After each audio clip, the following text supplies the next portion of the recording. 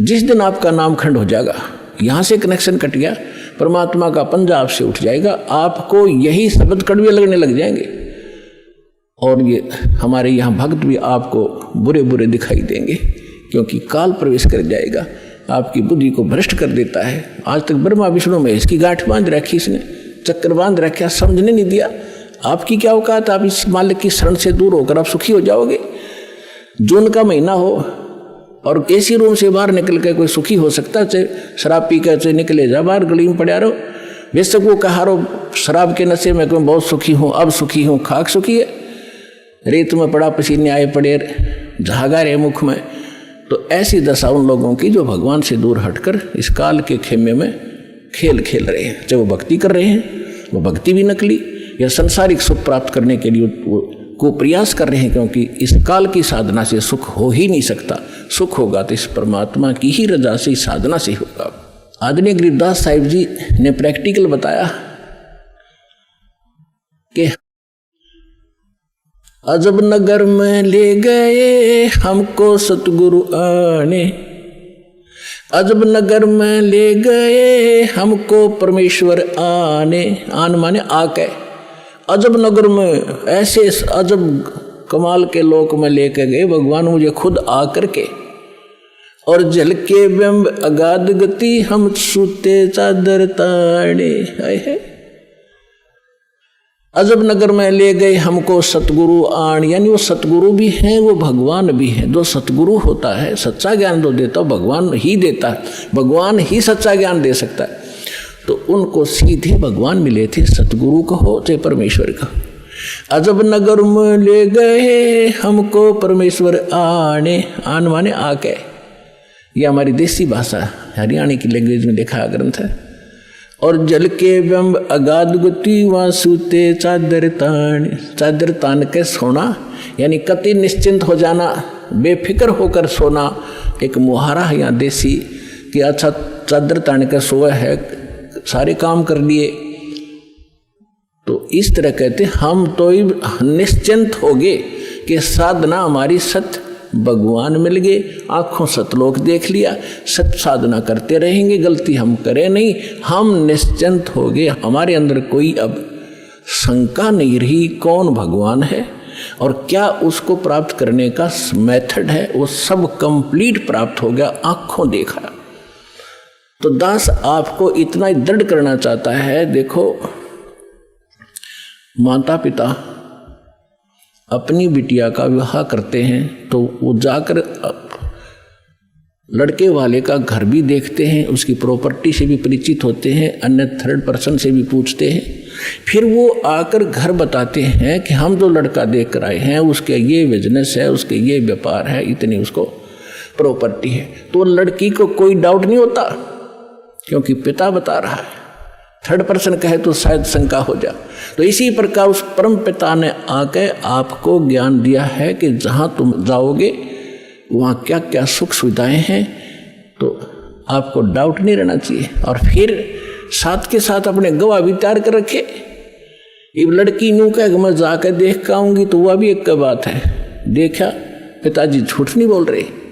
तो इसी प्रकार आप जी ने एक नेक भक्त का भी आचरण एक दिखाना है कि जो दास बोल रहा है वो किसी डूम भाट के गीत नहीं है, गॉड गिवन स्पिरिचुअल नॉलेज है, एच इट इज, जो भगवान ने बताया।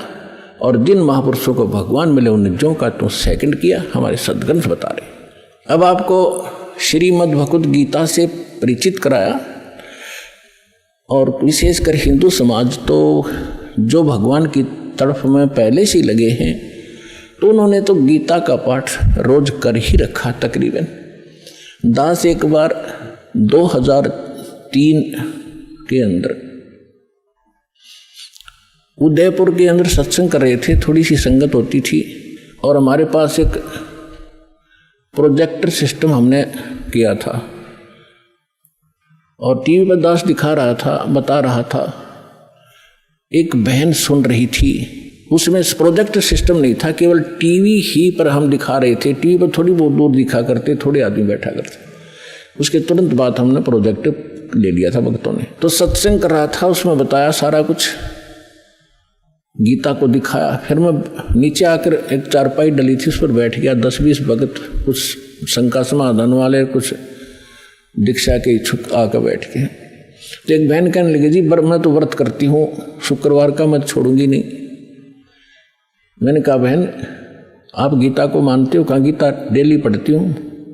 मैंने कहा 6 अध्याय के 16वें श्लोक में गीता जी में लिखा है कि अर्जुन, ना तो ये साधना, ये योग आदि खाने वाले की सफल हो सकती, और ना बिल्कुल न खाने वाले की, बिल्कुल ना खाना, व्रत रखना, और ना ज़्यादा जागने वाले की। लोग दिखावा होगा मैं 4-2 बजे उठ लेता हूँ, प्रसाद ना करता हूँ और सोता ही नहीं रात में। नहीं, नाम उठत ना हम बैठत, नाम सोवत जागवे, नाम खाते नाम पीते, नाम से ती लागवे। ठीक है, जो वृद्ध हैं जिनको काम नहीं, किसी टाइम उठो और बैठो करो सेवा साधना, लेकिन सारा दिन मेहनत करने वाला आदमी कैसे उठ लेगा? 2 बजे 10 बजे सोया हुआ या 11 बजे सोने पाओ आजकल। तो कहने का भाव यह है कि ना घना जागने वाले का और ना घना ज़्यादा सोने वाला भी मूर्ख है। संध्या पढ़कर सोया उठे 9 बजे, वो क्या भक्ति करेगा? तो कहते सब संयम रखो, सबके अंदर संयम, हर तरह का संयम रखकर साधना करने से होता है। तो मैंने इतना ही कहा था कि गीता अध्याय नंबर 6 के श्लोक 16 में न बोले जी बिल्कुल सही है, और मैं रोज पढ़ती थी। आज बुद्धि खुली है मेरी। माँ बेटी आज तक तुम्हारी बुद्धि काल न जकड़ रखी थी, रोज पढ़ा करते। मोती मुक्ता दर्शत नाही, ये जग है सब अंदरे, दिखत के तो नैन चश्म, इनका फेरा मोतिया बिंदरे। ये बड़े विद्वान पंडित थे, बड़े ला ला कर गीता का पाठ करा करते थे, बड़ी मधुर वाणी से श्लोकों का उच्चारण किया करते थे क्यों घंटे ताई। तो खाक था उनके पास, मोतिया बिंद था, उसको पता नहीं इसमें बोल क्या रखा, तुम कर क्या रहे हो।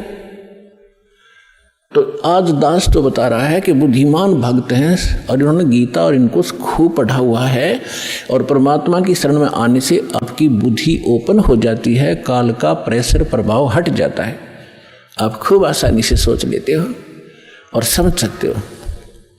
तो गीता के अंदर जो दास ने प्रमाण दिए, विशेषकर हिंदू समाज जिनसे खूब परिचित है कि ऐसा ही लिखा है, लेकिन समझ नहीं सके थे। आप विद्यार्थी, अगर विद्यार्थी सिलेबस समझ ले तो फिर टीचर की क्या आवश्यकता है, फिर आप पे पढ़ जाते सारे। तो टीचर इसलिए बनाए जाते हैं, कुछ सब अनुभव करते हैं, सिलेबस को पढ़ते हैं, फिर बच्चों को सुनाते, फिर प्रैक्टिकल करवाते हैं। थ्योरी से प्रैक्टिकल होता है, एज इट इज होगा, बिल्कुल सही होगा। अब आपको सुनाते वेदों से।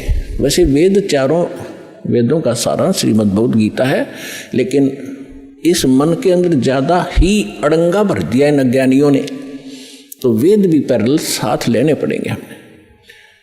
परमात्मा की पहचान क्या है, वो क्या करता है। अब जैसा भी आपने पाठ प्रकाश के समय सुना कि सतलोक से चलकर आए, वो परमात्मा सतलोक से चलकर आए कबीर जी। और गरीबदास जी भी कहते हैं कि अलल पंख अनुराग है सुन मंडल रह थीर, दास गरीब उधारिया में सतगुरु मिले कबीर। और अजब नगर में ले गए हमको सतगुरु आने। धर्मदास जी कहते हैं सतलोक से चलकर आए काटन यम की जंजीर। मुल्कदास जी भी कहते हैं कि अमरलोक से चलकर आए काटन यम की जंजीर। तो इसी प्रकार सभी महापुरुषों ने जिनको परमात्मा मिले हैं, रामानंद जी ने कहा कि दो ठौर है एक तू, भया एक से दो। और गरीबदास हम कारणे तुम आए हो मगजो, वहाँ से चलकर आए हो। मगजो माने वो सफ़र तय करके आए हो, इतना लंबा हमारे लिए आए हो। अब वेद क्या बताते हैं? ऋग्वेद मंडल नंबर 9 सूक्त 86 के मंत्र 26 और 27 में, ऋग्वेद मंडल नंबर 9 सूक्त 82 मंत्र 1, 2, 3 में, ऋग्वेद मंडल नंबर 9 सूक्त 54 के मंत्र 3 में, ऋग्वेद मंडल नंबर 9 सूक्त 94 के मंत्र 1 में, ऋग्वेद मंडल नंबर 9 सूक्त 95 मंत्र 2 में, ऋग्वेद मंडल नंबर 9 सूक्त 96 यानी 96 के मंत्र 16 से लेकर 20 में, फिर ऋग्वेद मंडल नंबर 9 और सूक्त 1 के मंत्र 8 और 9 में। और भी अनेक स्थानों पर बहुत सारे ढेर सारे प्रमाण हैं, लेकिन ये हमें पर्याप्त हैं इतने मंत्र परमात्मा को पहचानने के लिए। इनमें यही प्रमाण दिया है कि वो परमात्मा मनुष्य दृश्य है और ऊपर धूलोक के तीसरे पृष्ठ पे, यानी ऊपर 4 लोक हैं, एक सत्यलोक, फिर अलखलोक, उससे ऊपर अगमलोक, फिर अकह, उसको अनामी लोक भी कहते हैं। तो प्रत्येक लोक को 3 विभागों में बांटा हुआ है। जैसे अपनी दिल्ली राजधानी है, एक तो बाह्य क्षेत्र है जो ग्रामीण क्षेत्र होता है, और एक बाजार क्षेत्र है, बाजार में जहाँ दुकानें हैं, बाजार है, और तीसरा वो स्थान है जहाँ हमारी पार्लियामेंट हाउस है। तो ऐसे बताया है कि वो धूलोक, धू माने उस तेजों में पृथ्वी सतलोक में वो परमात्मा राजा के समान सिंहासन पर विराजमान है, सिर पे मुकुट है, देखने में वो राजा जैसा लगता है और वहाँ रहता है। ऐसा ही परमेश्वर ने खुद बताया है, ऐसा ही महापुरुषों ने जिनको भगवान मिले उन्होंने बताया है कि उस परमात्मा के एक रूम में बाल कहो, बाल का छिद्र कहो जो रोमकूप कहलाता है, करोड़ सूर्य मिला दे, करोड़ चंद्रमा, इतनी रोशनी उस मालिक की, वो भी फीकी पड़ गया। और जब वो परमात्मा यहाँ आता है अपने रूप को सरल करके आता है। गरीबदास जी कहते हैं तेज पुंज अन्य दे धर के, हल्की तेज पुंज तन दे धर के, इस विध हमको भेंट ही, इसलिए इस तरह हमें आकर मिलते हो परमात्मा। ये वेद कह रहे कि वो परमात्मा अपने रूप को सरल करके अच्छी आत्माओं को मिलते हैं, नेक आत्माओं को जो दृढ़ भक्त होते हैं, जो उसके वचन का पालन करते हैं, अटल खड़े हो जाते हैं उसके वचन पर, उनको मिलते हैं। उनको किस उद्देश्य से मिलते हैं? ज्ञान देने के लिए। और फिर वो परमात्मा एक कवि जैसा आचरण करते हैं, कवियों की तरह कविताओं के माध्यम से, लोकोक्तियों के माध्यम से, दोहावलियों के माध्यम से अपने तत्व ज्ञान का प्रचार बोल बोल के अपनी उच्च अमृतवाणी में वो करते हैं, सुनाते हैं। उसको लिपिबद्ध कर लिया जाता है, वो सच्चिदानंद घन ब्रह्म की वाणी कहलाती है।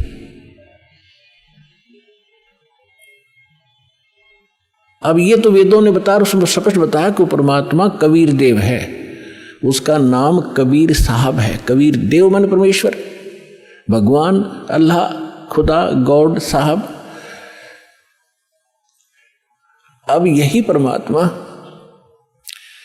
उन अच्छी आत्माओं को मिलते हैं। तो परमात्मा ने या बुद्धि दी जीव को ये ऐसे इंटरनेट सिस्टम और ये media channels, projector, DVD, CD, mobile, chip, ये मेमोरी कार्ड बनाए दाता ने बनवाए। अब इसमें ठीक है, जो बकवाद करने वाले वो करते रहेंगे, बकवाद कर लेंगे, कितने दिन करेंगे। देखो पुण्यात्माओं, अदगाने सुनते हो आप, या फिल्म देखते हो टीवी पे या मोबाइल में, या बकवाद देखते हैं, सुनते हैं किसी चुटकुले वगैरह, घर में एक दुर्घटना घट जाए, आप सुन के दिखाइए उसने, वो फिल्म का गाना सुन के दिखाइए। फिर तो ऐसे गंदे लोग में हम ये गाने सुने और सुनाएं, गाने गाएं, यहाँ तो रोना पीटना है सबका। और इसमें भगवान की भक्ति साथ लेकर और इस मालिक की आरती दिन रात करो, भगवान की भजन दिन रात करो। ठीक है, कोई दुर्घटना घट भी जाते, मालिक की भजन नहीं छोड़े, आरती इसी तरह करता रहे, इसमें बिल्कुल बंद नहीं करे, क्योंकि दुख हल्का भगवान ही कर सकता है। उसको रोते रोते भी मालिक न याद करे। तो कहने का भाव ये है कि इस गंदे लोक में हम भूल जाते हैं, किसी के घटना घट गई, हम एक औपचारिकता करने जाते हैं वहाँ पर। अगर वो हमारे आया था और हम नहीं गए तो वो दुख मनाएगा। बस वहाँ थोड़ी सी देर बस पूछ लेते हैं कैसे हुआ, क्या हुआ, बहुत बुरा हुआ, बाहर आते फिर वो सैर सपट्टे अपने जो के तोड़े थे। जिसके लागे सो तन जाने, और यह सब क्या लगेगी, किसी के पहले लग जाएगी, किसी के बाद में लगेगी। या तो कोई नहीं बचेगा इस मार से, काल के कोल्लू में सब पड़े हुए हैं,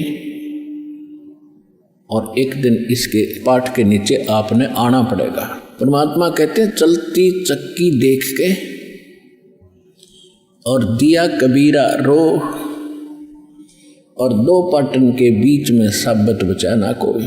चक्की के बीच में चक्की चल रही है पत्थर की, उसमें कणक डाली जा रही है। कहते 2 पाटों के बीच में, इस काल और माया के बीच में आपको पीसा जा रहा है।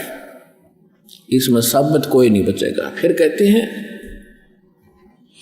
कि किले से लागा रहे ताका नाश न हो।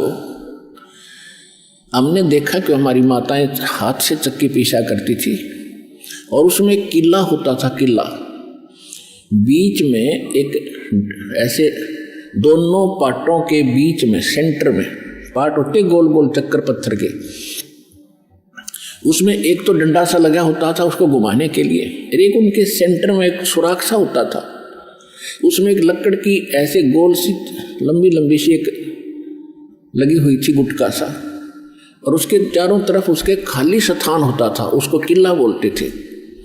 अब जो कणक उस किले में पड़ गई वह तो ज्यों की त्यों रहती थी, उस पर उन दोनों पाटों का असर नहीं होता था, और जो उन दो पाटों के बीच में आ गई वह सारी पीस दी जाती थी। तो यहाँ परमात्मा कहते हैं किले से लागा रहे ताका नाश ना हो। तो हम परमेश्वर कबीर जी के साथ लगेंगे। ये किला है इस काल के चक्की के बीच में, और जो परमात्मा के संपर्क में इसके निकट आ गया फिर काल के इस पत्थर यानी दोनों पाटों से बच गया। तो जो परमेश्वर कबीर जी की शरण में आप आ गए तो आप उस काल के कोल्लू से, उस चक्कर से यानी पिसने से बच जाओगे। तो प्रसंग चला था कि हम परमात्मा कहते हैं झूठे सुख को सुख कह ये मान रहा मनोद, ये सकल चबी ना काल का कुछ मुख में कुछ क्रोध। तो परमात्मा ने ये आग पहले नहीं लगने दी शिक्षा की, और कितना प्यार, कितनी आधीन्य, कितनी विनम्रता। और जितने हम विनम्र होंगे, अधीन होंगे, अहंकार रहित होंगे, उतना भगवान हमारे निकट आओगा। आदीनी के पास है ये पूर्ण ब्रह्म दयाल, मान बढ़ाई मारियो भाई बेअदबी सिरकाल।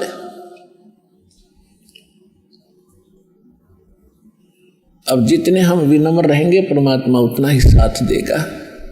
हम अहंकार प्रयोग करेंगे भगवान को सौ दूर चला जाएगा। तो इस प्रकार हमने परमात्मा से लाभ लेने के वो सभी फार्मूले अपनाने पड़ेंगे जिससे हम परमात्मा का पूर्ण लाभ प्राप्त कर सकें। अब जो प्रसंग चला था कि इस 21 ब्रह्मांड में परमात्मा कहते हैं हमने कोई सुखी प्राणी नहीं देखा। कहते हैं घाटे बाद सब जग दुखिया। जिसको घाटा माने हानि होगी, लॉस हो गया बिजनेस में, या कोई खेती हानि होगी, फसल नष्ट होगी, वो तो आप पे दुखी। और जिसने लाभ हो गया वो और घना दुखी। लाभ होते ही मान ले किसी ने 5 लाख रुपए का बेनिफिट हो गया, वो यो काल इतना जबरदस्त उसको भ्रमित करता है, वो 20 लाख रुपए का कोई काम शुरू करेगा, कितने तो लोन वगैरह लेकर 5 तो वो लाओगा और 15 और लेगा, कितने तो उधार लोन ब्याज पे, और वो बिजनेस हो जाएगा फेल। वो 20-5 तो वो गए, 15 और उधार वो आगा आगर मांगनी है पीछे पीछे काटे चक्कर। फिर तो कहने का भाव ये है इन बकवादों को छोड़कर भक्ति विधि अपना के अपना पीछा छुड़वा लो। इतनी सी बात है, परमात्मा 120 वर्ष तो पहले कह के चले गए। अब वो एक अपना एफिडेविट छोड़ गए, अपनी वाणी छोड़ गए भगवान विधान बना के। आज ये दास 20 वर्ष से ये दास लग रहा है इसी को समझाने और बताने के लिए।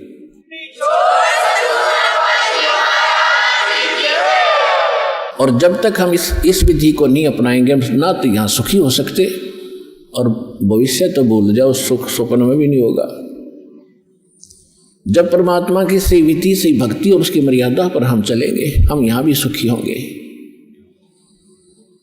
पुण्यात्माओं, एक दिन दास वहाँ गया हुआ था गोवा के अंदर। गोवा एक स्टेट है और समुद्र के किनारे बसा हुआ है। वहाँ भगत ने एक सत्संग करवाया था। सत्संग करने गए थे सन 2004 में, और वो सत्संग भी उस समुद्र के किनारे से थोड़ी सी दूरी पर, यानी वहाँ से 8-7 किले की दूरी पर, 1000 फुट दूरी पर एक ग्राउंड था, वो बुक करा रखा था। सत्संग समाप्त करने के बाद शाम को टहलने के लिए चले गए और सुबह भी फिर उधर ही घूमने जाते थे। तो क्या देखा, वहां पर ये फॉरेनर विदेशी लोग अपने परिवार सहित उस समुद्र के किनारे रेत के अंदर लौट रहे हैं और रेत को लगा रहे हैं। और वो बता रहे थे कि ये कह रहे, अंग्रेजी में बोल रहे थे, कहा बड़ा आनंद आ रहा है, यहाँ पूरी शांति मिलती है। और फिर उनके बारे में ये भी बताया गया कि ये वहाँ अरबपति हैं, अरबपति। इनकी बहुत बड़ी इंडस्ट्री चलती है, इनके बड़े बड़े महल हैं, बड़ी बड़ी कार हैं, 1-1 करोड़ की कार है इनके पास। और उन महलों को जिसमें ये करोड़ों रुपये की कोठी बना कर, करोड़ों रुपये की कार लेकर, वहाँ शांति नहीं, शांति मिली वहाँ कपड़े निकाल के एक लंगोट बांध गए और रेत में पड़े हैं। कहा हाँ यहाँ बड़ी शांति है। इन कोठिया ने शर्मा मारोगे जहाँ शांति नहीं, चाट लो उन कोठिया ने जहाँ शांति नहीं। तो पुण्यात्माओं ये हालत है हमारी। शांति तो है बिल्कुल निश्चिंत होकर के और हल्का बन के इन कार कोठी और माया में कभी सपने में भी शांति नहीं होगी। और शांति नहीं है तब बाढ़ में जाओ, वो धन जिसके चाहे अरबपति और चाहे खरबपति, जब आत्मा में शांति नहीं, वो तो आज भी आग में जल रहा है, फिर सारी संपत्ति ने छोड़ के फिर नरक की आग में न्यारा जलेगा। वो यहाँ भी दुखी, उसका परलोक भी दुखी। तो यहाँ परमात्मा हमें याद दिलाते हैं कि घाटे बाद सब जग दुखिया और के गृहस्थी बैरागी हो। जो घर छोड़ कर चले गए, बैराग ले लिया, जंगल में जा बैठे। अब वहां जाकर जंगल में बता कोई बात है, कैसी बुद्धि भ्रष्ट हो रही थी हमारी। अब जंगल में कोई भगवान की तरह पेड़ का बांध रखा कि जाते खोल लाऊंगे ये अकल देखो। पर आत्मा है ये भगवान के लिए रुक नहीं सकती। जैसा भी इसको गाइड मिलता था ऐसे ये अपनी सौ प्रेरणा से भाग लेती है। अब घर त्याग दिया, जंगल में पहुंच गया, ठीक है, रोटी खा कर गया होगा सुबह सुबह, तो शाम तक कोई दिक्कत ना, लेकिन शाम में भूख फेर लगेगी, रात काट लेगा जैसे तैसे, सुबह नहीं होगी उस पर। सुबह फिर भागेगा कहाँ, गृहस्थियों की तरफ, गांव नगर की तरफ, दिए माई वहाँ से मांग कर फिर जंगल में बैठ कर खाई। और फिर वर्षा होगी तब उसको महसूस होगा भी बहुत दिक्कत आई है, फिर एक झोंपड़ी डालेगा। सर्दी लग गएगी तो कोई कंबल मांग के ले आओगा किसी से, फिर के छोड़ा वह भी चिंता, वहाँ नौकी नो बन गई, वो फालतू ज़्यादा बन गई। वहाँ बड़े बनाए मकान थे, बड़ी बनाई रजाई कपड़े थे और बड़ी बनाई रोटी मिलनी थी। वहाँ ना भक्ति करेगी, वहाँ जा बकवाद करी, इस ऐसे भगवान मिलेगा। तो कहने का भाव ये है, बगैर ज्ञान के हम डरे ढोरे थे और गृहस्थी न सोचने लग गए कि ये जो बाहर बैठा जंगल में तपस्या कर रहा है यूँ पाओगा भगवान। तो परमात्मा के पाने का विधान विधि हमारे सद्ग्रंथ बताते हैं और खुद भगवान बताते हैं, या जिन्होंने परमात्मा पाया वो संत महापुरुष बताते हैं। और जिन महापुरुषों ने परमात्मा बताया उन्होंने जो विधि अपनाई वो हमारे सद्ग्रंथों में ज्यों की त्यों है वही विधि उन्होंने अपनाई, उनको भगवान मिला। और जिन्होंने वो विधि नहीं अपनाई अपने सद्ग्रंथों वाली, उनको भगवान नहीं मिला। इसलिए आज तक भगवान को निराकार निराकार कहते रहे, रामकृष्ण को भगवान मानते रहे। भगवान तो कबीर साहब थे, आज तक किसी ने बताया भगवान कबीर साहब है। ये कबीर पंथी भी कहते कबीर साहब तो अलग है और परमात्मा न्यारे है। इनकी विधि थी नहीं जो भगवान को देख सके और पा सके। तो कहने का भाव ये है दास का कि परमात्मा पाने के लिए भगवान ने स्वयं एक रोल किया, भूमिका की। परमात्मा कहते हैं जो सुख है गरीबी में वो ना ही रे अमीरी में। गरीबी यानी आधीनी, और साईं इतना दीजिए जा मैं कुटुंब समावे, और हम भी भूखे ना रहें अतिथि ना भूखा जा। इसमें जो सुख है और भगवान की भक्ति साथ हो। देखो भगवान की भक्ति नहीं है तो चाहे वो हैंड टू माउथ वैसे भी रह लो, उससे भी कोई लाभ नहीं होगा। भक्ति भगवान की साथ हो और भगवान का फिर सहारा आपके साथ रहेगा। आपको आवश्यक वस्तु आपके सोचने से पहले प्राप्त हो जाएगी जब हम भगवान परमात्मा कबीर जी की शरण में विधिवत रहेंगे। तो फिर हमने घने संग्रह संचन की आवश्यकता क्या। लेकिन हमारा जो है दिल इतना कमजोर हो लिया, हम संग्रह किए बिना रुक नहीं सकते। फिर परमात्मा ने बताया कि जैसा भी जिसकी व्यवस्था है उसी में इस भगवान की भक्ति को प्रारंभ करो, ज्ञान को सुन और इस पर कुछ कदम इसके अनुसार रख कर देखो। फिर आपको शांति भी होगी, घर में बरकत भी होगी, पापों से भी बचोगे। अब परमात्मा एक झोंपड़ी में रहा करते, सारी ब्रह्मांड के रचने वाले, वो एक शब्द से और एक सेकंड में इतना आलीशान मकान बना सकते हैं, एक वचन से, जिसके वचन से सब ब्रह्मांड और सब सूर्य और ये चांद सितारे बन गए और ये सब जीव जंतु, ये पौधे परमात्मा के एक वचन से बाग लग गए। तो क्या वो अच्छे महल बनाकर नहीं रह सकते थे इस पृथ्वी पर? काशी बनारस में वो जुल्हे का काम करके क्यों दिखाया उन्होंने? क्यों एक झोंपड़ी में टाइम पास किया कि बच्चों आपको बस इतना ही पर्याप्त है। इस गंदे लोक में, इस काल की जेल में तुम बड़े बड़े व्यवस्था करने चाहते हो तो तुमने भांग पी ली। आपको ये जेल महसूस हो नहीं रही क्योंकि आपको नशा करा दिया इसने। अब ये परमात्मा का ज्ञान एंटीबायोटिक काम करेगा, ये आपका नशा उतारेगा और फिर आप होश में आओगे। फिर आपको यह जेल दिखाई देगी। जब आपको ये जेल दिखाई देगी तो इससे निकलने की आप चेष्टा भरसक करोगे। और अब परमात्मा ने बता दिया, चेष्टा की तरीका बता दिया कि ऐसे प्रयत्न कीजिए और गारंटीड मोक्ष होगा, गारंटीड मोक्ष होगा। ये भगवान की बताई बाणी।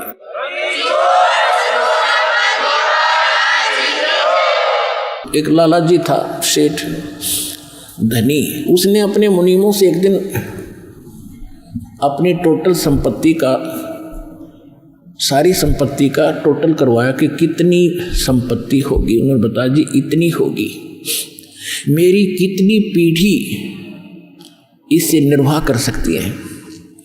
उन्होंने बताया कि जी आपकी 5 पीढ़ी तो बैठा खा सकती है, इतनी संपत्ति आपके पास, धन है। अरे भले आदमियों, फिर छठी क्या खाएगी? वो छठी क्या खाएगी? और कुछ विधि बताओ। तो उन्होंने कहा जी साधु संत बताते हैं, उनके सत्संग सुनने चाहिए। तो सत्संग में बताया गया कि भाई दान करे, जब धन चाहे तो दान करे, और दान से धन घना मिलता है। और दान में जैसे साधु संत भक्तों को जो दान करा जा वो ज़्यादा लाभ देता है। जैसे यहाँ तो सारे साधु संत आते हैं, भगत, असली भगत तो यहाँ आते हैं।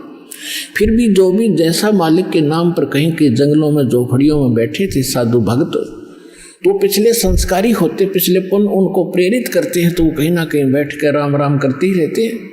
लेकिन भविष्य का चार्जर उनके पास है नहीं, पिछले पुण्यों उनके पास हैं, जिस कारण से प्रेरित होकर के इतना बड़ा फैसला लिया, जंगल में बैठे या कहीं भी कोई साधना कर रहे हैं। तो उनके पिछले पुण्य ही वहाँ फल रहे होते हैं। एक आधे को आशीर्वाद दे दे, उन्हें लाभ हो जाए, उसको रोटी मिल जाए, ऐसा चल रहा था इनका काम। तो एक साधु था और पति पत्नी थे, दोनों वहाँ रहते थे। उनको मालूम था यहाँ भगत हैं। तो उस लाला जी ने क्या किया, सेठ ने सभी मुंशियों को कहा कि नौकरों को साथ लो और आसपास जितने भी साधु संत हैं सबको आटा दे आओ, किसी को जो मांगे खांड दावल चाल सब ले जाओ और दे के आओ। अब देते हुए आ रहे थे, उस भगत के यहाँ आए। उन्होंने कहा कि ले भगत जी, हमारे लाला जी ने आपके लिए एक सीधा भेजा है, यानी आटा चावल खांड नमक आदि दाल आप ले लो। उसने अपनी पत्नी से कहा कि देखना कितना सामान अपने पास है। उसने कहा जी शाम का है, दिन में गए थे, शाम का हमारे पास है। श्याम का है कहाँ जी? उन्होंने कह दिया भी हम नहीं लेते, हमारे पास श्याम का सामान है। तो वो कहने लगे रे भगत फिर कल भी खा लियो। बोला कल की कल देखी जाएगी, अब नहीं ले हम। बोले कमाल की बात है।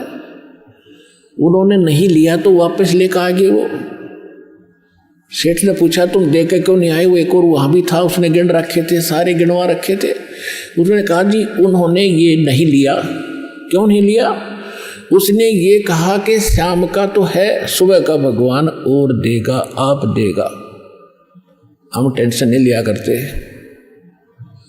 अब उस लाला जी का सिकरो गुब्या फिर दिमाग का, अरे तेरा गजब हुई हो, मैं तो छठी पीढ़ी का ठेका ले रहा हूँ, सुबह की भी परमात्मा पर छोड़ दी। वहां से चलकर वहां आया, उसने पूछा कि भाई आप ऐसा निर्णय क्यों ले रहे हो, भूखे मरोगे? भूखे, वो कहने लगे भूखे मरा करें, वो तो भगवान पर विश्वास नहीं करते और हमें भगवान आगे से आगे देता। उसने क्योंकि ज्ञान सुन रखा था, लाला जी को बैठा लिया। कहते माँ के पेट में जब आप थे किसने चिंता थी तेरी? तो क्या तो बात सही है। जब आप माँ के गर्भ से बाहर आए, आपका दांत नहीं थे, आप रोटी चावल आटा नहीं खा सकते थे, और उससे पहले आपकी माँ के स्तन में दूध भी नहीं था, हक नहीं था। बाहर आते ही बालक कितना चिंतित है, आपको अमृत दूध पिलाया। और अब तू ठेकेदार हो रहा छठी पीढ़ी का, तेरी बुद्धि भ्रष्ट होगी लाला जी। और गधे की योनि में जागा तू। तेने बोला जी के करूँ मैं, तो मेरे क्या के करूँ? कोड इकट्ठा कर लिया तने, पाप का भागी तू होगा, खाएंगी तेरी पीढ़ी। वो अपनी किस्मत साथ लेकर आएंगी, तेरे भरोसे नहीं है। अब क्या करूँ मैं, तो मेरे गया जो बोला इसने बांट दे, धर्म कर दे, तेरी जान बचेगी। तब उस लाला जी ने वो भंडारा शुरू किया, धन भी नहीं बचेगा तेरा। तो कहने का भाव यह है पुण्यात्माओं, हम तो बहुत लंबा चौड़ा हिसाब लाए बैठे हैं, एक पल का भरोसा नहीं। देखो अंत में आपने इस स्थिति में आना पड़ेगा, और जिस स्पीड पर आप चले इसका कोई अंत नहीं। आज किसी के पास एक प्लाट है और थोड़ा सा जुगाड़ होते तो सोचे एक और लूँ, और फिर और जुगाड़ हो गया तो एक और लूँ, वहाँ थोड़ा सा ठीक मिल रहा है, रेट ज़्यादा होने वाले हैं, वहाँ भी दाव लग गया तो 30 चौथा और दूसरे शहर में ले लूँ, इतने मृत्यु हो जाएगी। और फिर कुत्ता अपने कहाँ घूमया करेगा, सैर सपट्टे करता। यह बात आपने याद रखनी पड़ेगी, 101% सत्य है। अब जो आपको दास ने परमात्मा की वाणी सुनाई थी कि सुरपति दुखिया भूपति दुखिया अरे रंग दुखी बपरीति हो। अब सुरपति देवताओं का राजा इंद्र बहुत दुखी, इसका इतिहास पढ़ के देखिए इंद्र का पुराणों में। कहते हैं एक बार एक ऋषि ने इसको श्राप दे दिया इंद्र को, उसका स्वर्ग उजड़ गया और इंद्र मांगता फिर जंगल में धक्के खा रहा। और फिर कभी देखते हो राक्षसों ने चढ़ाई कर दी, देवताओं का राक्षसों का लठबाज रहा है, झगड़ा हो रहा है। और मृत्यु के बाद फिर इंद्र गधा बनता, गधा। तो यहां कहते सुरपति दुखिया भूपति, सारी पृथ्वी का राजा भी दुखी, और रंग दुखी बपरीति हो, निर्धन तो स्वाभाविक दुखी, उस पर सारी आपदाएं आती ही हैं जब तक वो भगवान की शरण में नहीं आता। जब वो परमात्मा की पावर से जुड़ जाता फिर रंग हो और चाहे राजा हो, परमात्मा तो उनको सब अपने हिसाब से डील करेगा। फिर परमात्मा कहते हैं कहे कबीर और सब दुखिया, एक संत सुखी मन जीती हो। अब आपने मन जीतना पड़ेगा, आपने मन जीती बनना पड़ेगा। कैसे? जैसे एक रंका और बंका नाम के दो पति पत्नी भगत थे और परमात्मा आए हुए थे। परमात्मा क्या करते हैं, आपको वेदों से भी प्रमाणित किया है कि जब चाहे कहीं पर भी एक साधु संत रूप बनाकर वो कुछ समय उस क्षेत्र में रहा करते, क्योंकि वहाँ उनकी कुछ पुण्य आत्मा होती थी, उनको फिर से चार्ज करते थे, ज्ञान सुनाते थे, माया से हटाते थे और भक्ति में जोड़ के उनके पुण्य कर्म बना के वहाँ अंतर्ध्यान हो जाते थे। और उसी समय नामदेव जी महाराष्ट्र के अंदर, नामदेव जी छिपी जाति में ये भी प्रकट थे। ये पहले ओम नाम का जाप करते थे ये पिछले जन्म के पुण्यकर्मी प्राणी ही होते हैं जिनमें बचपन से ही परमात्मा की तड़प होती है। तो ओम नाम का जाप करते थे ओनली, और उस समय भी उन्होंने काफी चमत्कार दिखा दिए थे। लेकिन फिर परमात्मा आए और उस प्यारी आत्मा को समझाया कि इस ओम से ऊपर एक और मंत्र है। अकेले ओम का मंत्र तो इस ब्रह्म का है, और इस जेल से छूटने के लिए 3 मंत्र का जाप है। ओम तत् सत, और तत् और सत ये सांकेतिक है।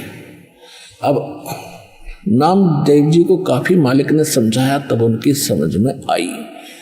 फिर उनको सतनाम दिया, यानी दूसरा मंत्र भी साथ दिया। फिर वो उसका जाप करने लगे।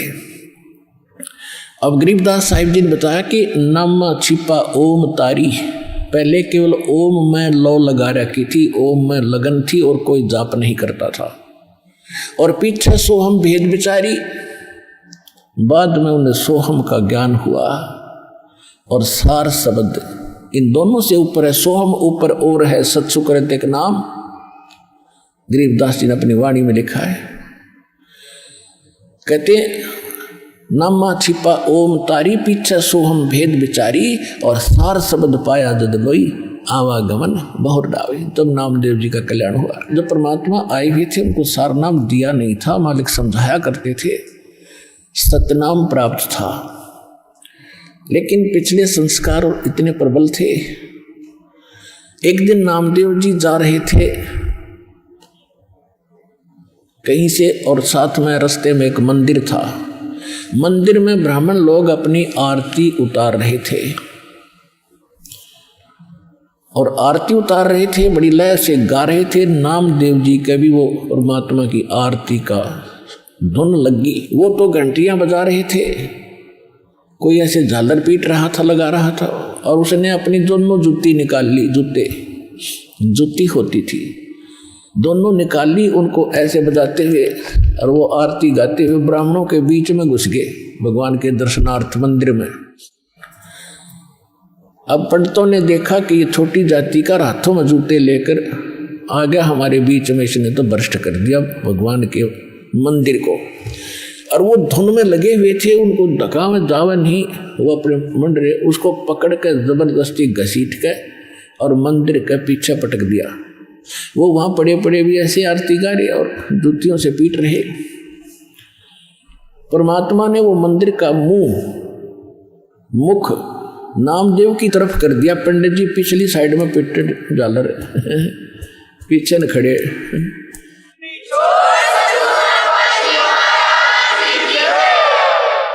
अब नामदेव जी चले गए रंका और बंका, और एक उनकी लड़की थी वंका। नामदेव जी रंका और वंका के घर अधिक जाते थे, क्योंकि वो भी परमात्मा के शिष्य थे। जब परमेश्वर साधु रूप में वहां आ रहे थे, गुरु रूप में रहा करते थे। अस्थायी सटे उनका कुछ समय का था वहां पर। तो जो ही वो उस रंका बंका के घर गए नामदेव जी, और वो लड़की उन भक्तों की, रंका और बंका की, एक पट्टी तैयार करे थी, जैसे अपने देसी औषधि बना के हल्दी कूट के तेल में पका के। नामदेव ने पूछा, बहन क्या कर रहे हो ये? वो कहने लगी, भाई तेरे खोदे हुए खड्डे आंट रही हूं। अब मैंने क्या कर दिया कि भाई तू कतई नहीं मानता, भगवान गुरुदेव जी कितना संकेत करते हैं, भाई तुम अपनी यहाँ हंगा मत दिखाया करो, अपनी शक्ति का प्रदर्शन ना कराया करो, थारा भट्ठा बैठ जाएगा। पर भाई तुम बाज नहीं आता। और भक्तों की इज्जत रखने के लिए भगवान को दुख उठाना पड़ता है। तेरे को क्या जरूरत थी वहाँ उस मंदिर में घुसने की? और जब तेरे को बाहर पटक दिया ना भगवान की इज्जत का, तेरी इज्जत नहीं भगवान की इज्जत थी वहाँ पर। भगवान का नाम लेनिया नहीं रहे वो कोई, सबको पता था कि उसका भगत है, उस गुरु का। परमात्मा नाम बदल कर वहाँ रह रहे थे। और क्या बनती बेरा तुझे, तेरे को जरा सी लगती है, तू आँख नहीं खोलता। और परमात्मा ने तेरा मंदिर फेरा ना, उनके हाथों के चोट लायक की। हाथ लाल हो गए, उनके जख्म हो गए भाई। गुरु बता रहे थे मेरे तीन बेटी, वो मानता को ना बहुत बार समझा लिया, आज उसने ऐसे ऐसे कर दिया और मैं वहाँ गया था, उसका मंदिर फेर के आया हूँ भक्ति की इज्जत रखने के लिए। और गुरु जी का हथम जख्म हो रहे हैं, चाल दिखाऊंगी। अब वो लेकर गए, पट्टी बांधी, नामदेव पढ़कर तरुणों में रोने लग गया, महाराज मेरे से गलती होगी। बेटा भक्ति भाव में गुरु जी के आदेशानुसार चलना चाहिए आपने, जी आगे से ऐसी कोई गलती नहीं करूँगा, मेरे से माफ़ करो। अब उसको आगे भी पढ़ाई पढ़ानी थी, ये यहाँ इसको रोकना जरूरी था, अगले भक्ति देनी थी, सार नाम देना था। इन बकवादों में सार नाम थोड़ा ही फलेगा। चुप हो गया, अब जी नहीं गलती करूँगा आगे से। अब कुछ दिन के बाद नामदेव जी ने परमेश्वर कबीर जी से, जो गुरु रूप में रहते थे, उनसे कहा, महाराज ये रंका और मंका जंगल से लकड़ी लाते हैं और इनको बेचकर गुजारा कर रहे हैं, बहुत निर्धन है, झोंपड़ी भी ढंग से नहीं है, इनको कुछ धन दे दो। परमात्मा बोले, भाई ये धन ना लेते, मैं देना चाहता हूँ, ये नहीं लेते, इनको तो विष दिखाई दे है ये धन। तो नामदेव कि उनका थोड़ा सा ठीक गुजारा था, कहने लगे नहीं जी थोड़ा बहुत तो गुजारा होना चाहिए इनका, कुछ तो दे दो। परमात्मा बोले, भाई ना लेते ये, क्यों गुरु जी को हम चाहे परमात्मा आ जाए, क्योंकि तो विभिन्न रूप में होता, तो हम बेशक सारा कुछ मानते हैं, फिर भी न्यू रहे गुरु जी तो गुरु जी हैं। तो कहने लगे जी कुछ तो देना चाहिए इनको। अच्छा बेटा ले आज देता हूँ, तू मेरे साथ चल। अब क्या किया परमात्मा ने, अपनी सिद्धि शक्ति से गहने सोने के आभूषण अच्छे बनाए, चांदी के सोने के, और आ जा भाई इनके रास्ते में डाल देंगे, ठा ले जाओगे। हाँ जी सही बात है। वो लकड़ी लिए आ रहे थे, वह बंका पीछे थी, रंका आगे आगे आवा था, सिर पे लकड़ियों का बंडल था। वो 100 फुट पीछे थी, 100-150 फुट, रंका आगे आ गया था। क्या किया रास्ते में, वो सोने के आभूषण डाल दिए और नामदेव और परमात्मा एक झाड़ी के पीछे बैठिए। अब जब वो निकट आया रंका, उसने पीछे देखा कि मेरी पत्नी आ रही है। और पत्नी औरत के अंदर आभूषणों की घनी कसक होती है, और कहीं ये किसी का धन पड़ा देखकर नीत ना डबोले, डूब जा कदे अपना कर्म धर्म बिगाड़ ले, उस पर पैर से मिट्टी डालन लग गया। अब उसने देखा बंका ने, क्या हो गया पति के, खड़ा क्यों हो गया। उसने ध्यान से देखा, कहाँ ये तो इस कारण से कर रहा। वो कहने लगी, चलो चलो जी क्यों मिट्टी पर मिट्टी डाल रहे हो, चलो चलो क्यों मिट्टी पर मिट्टी डाल रहे हो। उसके पास से दो निकल के, देखा भी नहीं उसको। तब परमात्मा बोले, बोल भाई नामदेव कैसे ढूंढने ना लेते। अब नामदेव ने सोचा भाई उसकी बुद्धि इतनी ही काम करे थी कि जी और कोई तरीका अपना लो। अच्छा भाई और भी तू कहेगा, हम वो अपना लेंगे। एक दिन क्या था, सत्संग हो रहा था, परमात्मा सत्संग कर रहे थे, रंका और बंका ये दोनों सत्संग सुन चले गए, नामदेव भी वहीं बैठा था। उधर से क्या हुआ, वो लड़की घर पे थी और वो बाहर बैठी थी चारपाई पे। उस झोपड़ी में आग लग गई। वह दौड़ी दौड़ी आई लड़की के, माताजी पिताजी, माताजी पिताजी। कहा क्या हो गया बेटा, कि झोपड़ी में आग लग गई, सत्संग चल रहा था और वो बताने भाग गई। तो उन्होंने पूछा बेटा क्या जल गया, क्या बच गया। कि एक चारपाई बची है बाहर, बाकी सब जल गया। कि उस चारपाई ने भी उसमें गिरा बढ़ती आग में। राजा बेटी सत्संग सुन ले, मैं चारपाई ने ठोकर वह ना होती तो सत्संग में बात ना आनी चाहिए बेटी। आग लगो इस झोपड़ी का, इसने गिरा उसके माँ, और यह झोपड़ी ना होती तो सत्संग में बात तो ना आती। तुमने ध्यान भंग कर दिया, इतना आनंद आ रहा था। तो कहने का भाव ये है पुण्यात्माओं, फिर नामदेव की आंखें खुली, रत रग जो मुझे भगत ऐसे होने चाहिए। और फिर परमात्मा ने इतना सुंदर मकान बना दिया उनका। कहते नुक्ते ऊपर रिझ जाएगा, 1 करोड़ कर्म जल जाए तुम्हारे। तो हमने भगत बनना पड़ेगा भगवान से लाभ लेने के लिए, बकवादों से बात बने को नहीं, इतनी सी बात है।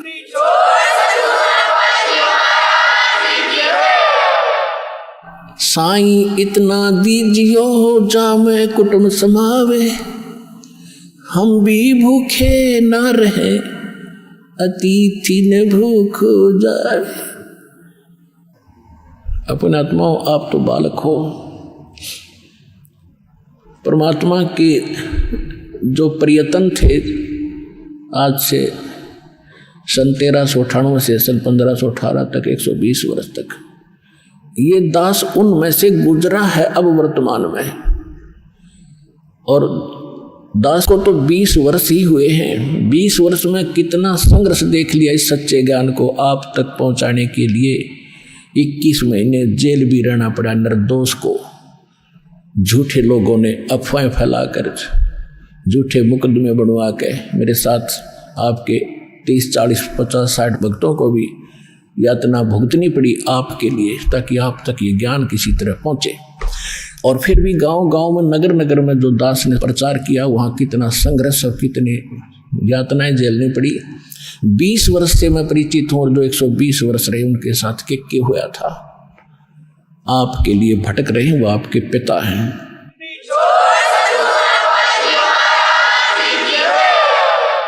तो पुण्यात्माओं, हमारे साथ समर्थ है।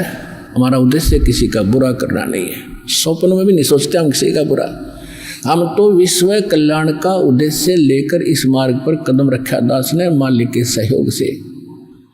उन्हीं का वचन है कि पूरा विश्व में ये ज्ञान फैलेगा, कबीर साहब रहेंगे, सतनाम सब जाप करेंगे और पूरा विश्व एक होगा। ये सीमाएं देशों की समाप्त हो जाएंगी, टुकड़े में अलग से व्यवस्था अलग बनी रहेगी। हम सब एक परमात्मा के बालक हैं। हिंदू, मुस्लिम, सिख, ईसाई जितने भी प्राणी हैं, जीव हमारी जाति है, मानव धर्म हमारा। हिंदू, मुस्लिम, सिख, ईसाई धर्म नहीं कोई नारा, हमारा ये नारा है, हमारा ये उद्देश्य है। और ये भगवान ने कह रखा है कि ऐसा होगा जब हम भगवान के लिए तो भटक ही रहे हैं। भगवान के लिए हम भिन्न भिन्न बने, कोई ईसाई बना, कोई मुसलमान बना, कोई सिख बना, कोई हिंदू बना। और भगवान जब हमें सामने पिक्चर होगी तो हम भगवान के लिए फिर एक भी बनेंगे, इसने कोई रोक नहीं सकेगा। और शांति होगी, ये आपसी झगड़े खत्म होंगे, धर्म के झगड़े खत्म होंगे, सीमाएं के झगड़े खत्म होंगे। अब जैसे पहले अंग्रेज लोग यहाँ थे, यहाँ से बहुत सा धन ले जाके उन्होंने इंग्लैंड में भर दिया और वो मर के भारत में गधे बन गए। उनका क्या काम आया वो?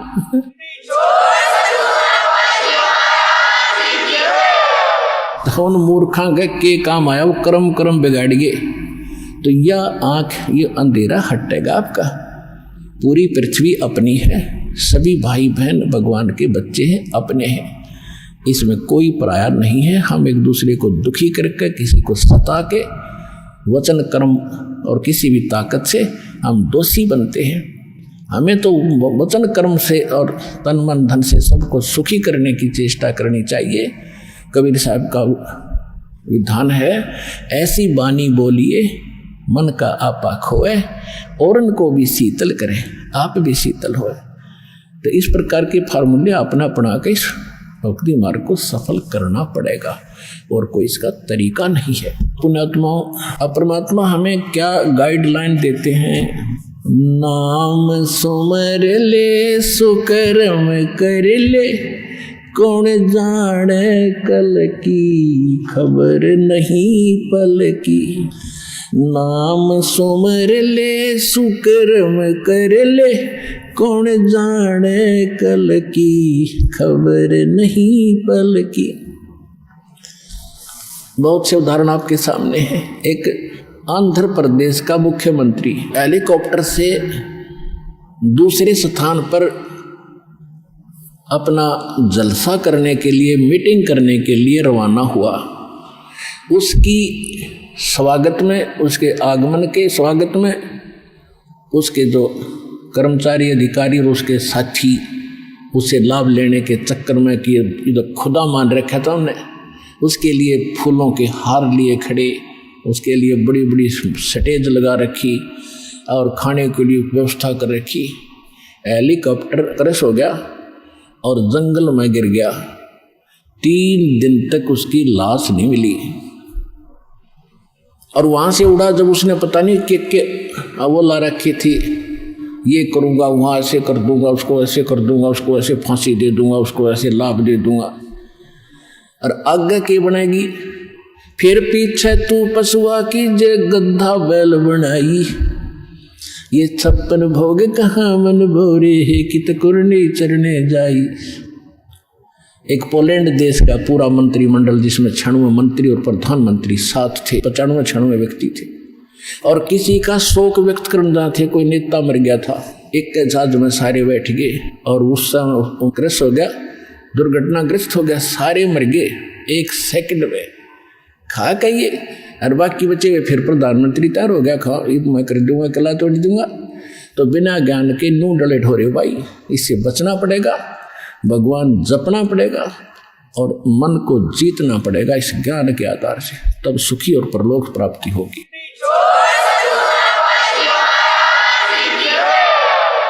नाम सुमर ले सुकृम कर ले, कौन जाने कल की, खबर नहीं एक पल की। कोडी कोडी माया जोड़ी, तूने बात करी छल की। कोडी कोडी माया जोड़ी, बात करी छल की। पुण्य पाप किली बांधे पोटरिया, या कैसे हो हल की, खबर नहीं पल की। नाम सुमर ले सुकृम कर ले, कौन जाने कल की, खबर नहीं पल की। मात पिता परिवार भाई बंधु, ये तरिया मतलब की। मात पिता परिवार भाई बंधु, या तरिया मतलब की। चलती बरिया कोई न साथी, या मट्टी जंगल की, खबर नहीं पल की। नाम सुमर ले सुकृम कर ले, कौन जाने कल की, खबर नहीं पल की। तारों बीच चंद्रमा जो झलके, तेरी महिमा जला झलकी।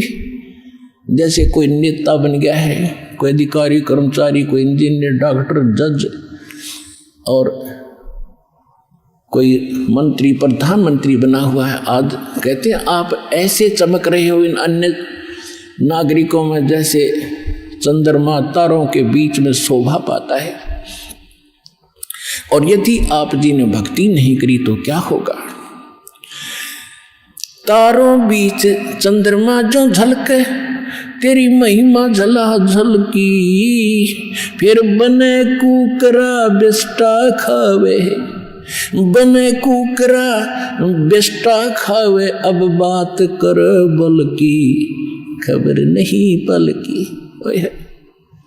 कहते फिर कुत्ता बनकर टट्टी खागा। अब तू ताकत दिखा रहा है अपने पद की या कोई और किसी कारण से, भूल गया तो भगवान के विधान को।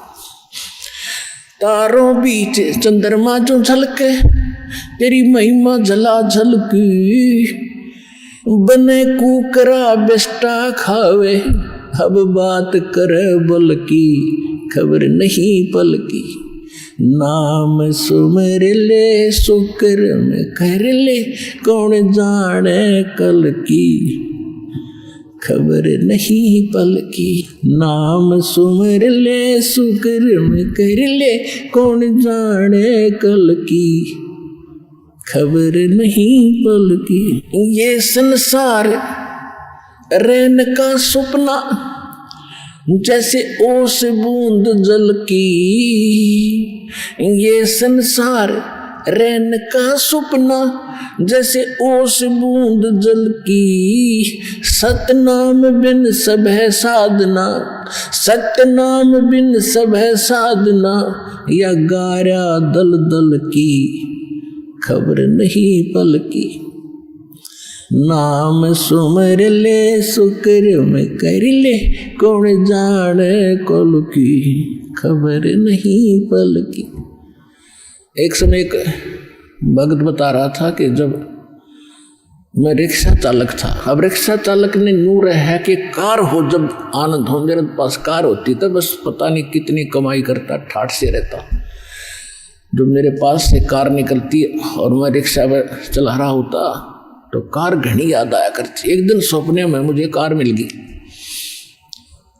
और कार मिल गई तो मैं फुल स्पीड पर चला रहा, उसको रोकना चाहा, ब्रेक लगाने के लिए मैंने जोर से पैर मारा, मेरी वह रजाई थी वह पाट गई, उसका माँ का पैर निकल गया बीचों बीच। अब एकदम आँख खुली, झटका लग गया कि गाड़ी तो रुकी नहीं, देखा तो इतना पार बाहर आ रहा रजाई तो कित की कार, किसके स्पीडर के ब्रेक। अब सपना टूटने बाद से पता चला उसने किसी थी वह कार। ऐसे आपकी मृत्यु होगी, आपका सपना सा टूटेगा और आप देखोगे कौन बेटा था, कौन बेटी, कौन कार, कहाँ हमारी कोठी थी। खयम के दूत बाँ पकड़ रहे होंगे, चल बच्चा हम बताएंगे तेरी कहाँ कोठी थी, अब नरक में है तेरी कोठी, वहां चल। ये संसार रैन का सपना जैसे ओस बूंद जल की, सतनाम बिन सब है साधना, यानी सच्चे नाम के अतिरिक्त, इस सही साधना के अतिरिक्त आप जो भी भक्ति करते हो तो इसमें यहीं फंसाए रखने वाली है, ये बाहर नहीं निकाल सकती। जैसे दलदल से बाहर निकलने के लिए अन्य साधन की आवश्यकता होती, अपने ही पैरों से हाथ पैर मारकर नहीं निकल सकते। सतनाम बिन सब है साधना, या गारा दल दल की खबर नहीं पल की। नाम सुमर ले शुक्र में कर ले, कौन जाने कल की खबर नहीं पल की। अंत समय जब चले अकेला, तेरे आंसू ने ढल की। अंत समय जब चले अकेला, तेरे आंसू ने ढल की। कहे कबीर शरण गह मेरी, कहे कबीर शरण गह मेरी, हो रक्षा जल थल की खबर नहीं पल की। अब क्या बताते हैं परमात्मा, याद दिलाते 100 बार हमें झंझोड़ रहे इस आत्मा को, रख तू कहाँ के क्या कर रहा है, भली आत्मा तू कर क्या रही है, तुझे करना क्या चाहिए था। कहते हैं इस भरे पूरे परिवार को जिस दिन तू छोड़ कर जागा तो टक्कर मार कर रोएगा। कहते हिड़की देख दे रोएगी सुरता जब तू चल लेगी अकेली, तेरे साथ कोई नहीं जाएगा, ना तेरे साथ कोई आया था। ये तो काल का संस्कार वश ये जुगाड़ जुड़ रहा है। तो इसके लिए भगवान की भक्ति करेंगे तो हमें ये कुछ भी याद नहीं आएगा, हम ऐसे ऐसे जाएंगे जैसे हमें कुछ मालूम ही नहीं कि हम मर रहे हैं। हम यहाँ ये मिट्टी छोड़ देंगे तो कौचली है, जैसे सर्प कौचली छोड़ जाता, सर्प तो अलग है, वह कौचली तो और उन्नरी है उसके पास। इसी प्रकार हमारी इस बॉडी के अंदर और बॉडी है जो ओरिजिनल है, और इस मिट्टी वाली से उसके अंदर हमने वह शक्ति पैदा करनी है। जो पाप करते वो पाप इकट्ठे हो जाएंगे, पुण्य और भक्ति करेंगे वो भक्ति से उसमें ताकत आ जाएगी। उसके कारण फिर हम चलते समय हमें कुछ भी याद नहीं आओगे, 1 सेकंड में ऊपर पाओगे बैठे। और यदि हम भक्ति नहीं करते हैं और फिर याद करते हैं, ओहो ये रह गया वो रह गया, फिर मृत्यु के बाद वहीं कुत्ते गधे बनकर वहीं घूम रहे होते उन्हीं गलियों में, और अपने परिवार के सदस्यों के लठ खा रहे होते। तो इस प्रकार हमने ये क्या बताना चाहते हैं कि अंत समय जब चले अकेला फिर रोएगा तो कि मेरा कुछ भी नहीं रहा, मेरे साथ कोई चल नहीं रहा, ये क्या बनी। और परमात्मा कहते हैं मैं रोज बताया करता, प्रतिदिन यही सब समझाया करता, तेरा साथी कोई नहीं है, तेरा साथी मैं हूँ, मुझे तू भूल चुका है। तेरा यहाँ भी जो संस्कार है बच्चों का, परिवार का, माता पिता भाई बहन पति पत्नी का, इसने भी मैं सेट करवाऊंगा, थोड़ा सुलझेढ़ा करवाऊंगा, तुम्हारा इस संस्कार को ढंग से निमटवा दूंगा सबका जो मेरी शरण में आगे, और फिर सारा न मोक्ष कर दूंगा। अब कहते हैं कहे कबीर शरण गह मेरी, हो रक्षा जल थल की। दास ने आपको एक दिन और बताया था, एक माई अपने दोते को लिए खड़ी यहाँ मिलने के लिए, महीना डेढ़ हो गया, और वो लड़का होगा ज़्यादा से ज़्यादा 1 वर्ष का, 1.5 वर्ष का। वो क्या बता रही थी कि एक बड़ा बाल्टी थी, उस बाल्टी में चढ़ गया।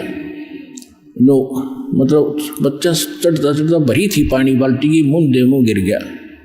और हम कहीं बातें कर रहे थे, काम कर रहे थे। 4 घंटे के बाद वो बच्चा संभाला, मरा पाया। मेरा जो दामाद और मेरी बेटी सत्संग सुना करते, आपका नाम नहीं ले रहे थे, और उसमें भक्तों के चमत्कार ऐसी ऐसी लीला सुनकर वो गदगद हो रहे थे कि भाई। तो उस दिन उसके पिता ने यह पुकार करी थी, अगर भगवान, जब सब कह रहे हैं और धरती पर भगवान है तो आज मेरा बालक जिंदा हो जाए। टक्कर मारी और 4 घंटे पानी में मुँह दे मुँह पर बालक दस मतलब है निबोड़ के सांस आ जा। और काफ़ी देर वो बाहर भी रख लिया था। जब वो उसका पिता आया, जब उसने ये पुकार करी, 2 सेकंड में बच्चे ने हिचकी ली और ऐसे आँख खुल गई। बोल सतगुरुदेव की।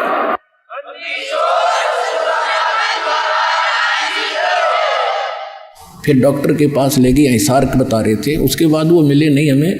फिर वो लड़के को लेकर आ रहे थे जी, सारा परिवार ने आज नाम भी ले लिया। देखो कहते कह कबीर शरण गए मेरी। जब उन्होंने हृदय से ये मान रखा था कि संत है तो ये है, आ नहीं पा रहे थे। अब यहाँ लाने का तरीका भी उन्होंने अपनाना पड़ा। अब जैसे इस काल ने के कर रखा अपने साथ, यूँ यहाँ नहीं आने देता और बाकी कितने ले जाए इसने। अब ज्ञान सुन रहा है पूरा संसार, लगभग काफ़ी भारतवर्ष में तो बहुत सुन रहे हैं इस साधना चैनल पर, इस पुस्तक में भी पढ़ रहे हैं, और हमारे भक्तों से भी वो ज्ञान सुनकर अब वो ये सोच रहे हैं कैसे चले, इसको कैसे छोड़े। उनकी हिम्मत ना बढ़ रही आने की। अब हमें एक बात याद आवा, छोटा जब दास पढ़ा करता 4वीं 5वीं कक्षा में, और जिस दिन स्कूल में टीचर ना आते, वो क्लास के बालक, एक तालाब था, उस तालाब पर स्नान करने भाग जाया करते। दिन में हम भी चले जाते थे। और क्या करते थे, एक वृक्ष था बट वृक्ष, और उसका ऐसे लंबा सा टहनी डाली ऊपर जा रही थी, और उस पर चढ़ कर छलांग मारा करते जल में। और एक बच्चा चढ़ गया ऊपर, पहली बार चढ़ गया ऊपर, और तक कूद गया, उस पर ना छलांग लगी, और नो बैठा बैठा ना नीचे उतरा जा उस पर, और ना छलांग लगाई जा। वो और तक कह रहा लगा दे छलांग, कुछ नहीं ना, मैं ना हूँ। क्या हुआ कि बच्चे बंदर के डले मार रहे थे दूसरी साइड में, और बच्चे वो भागता भागता उसी पेड़ पर चढ़ गया और उसी टहनी पर चढ़ गया। उसने देखा बंदर आ गया, वो फटते ही कूद दिया उसने, उस तालाब में छलांग मार गया वो लड़का, उस बंदर के डरते। और बंदर दिख गया, और फिर उसका ऐसा दिल खुला, फिर उनसे भी ऊपर जाकर छलांग लगाने लग गया। तो ये बैठे हैं सारे लोग सुन कर कुकर चल रहे हैं, ये बंदर भी भगवान दिखाओगा इन्हें जब आओ गड़ बाजे।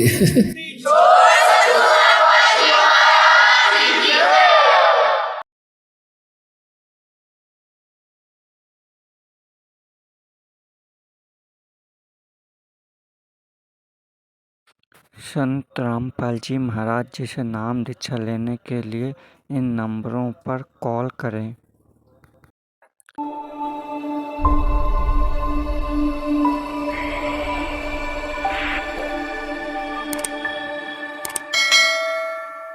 सत्य साहिब जी।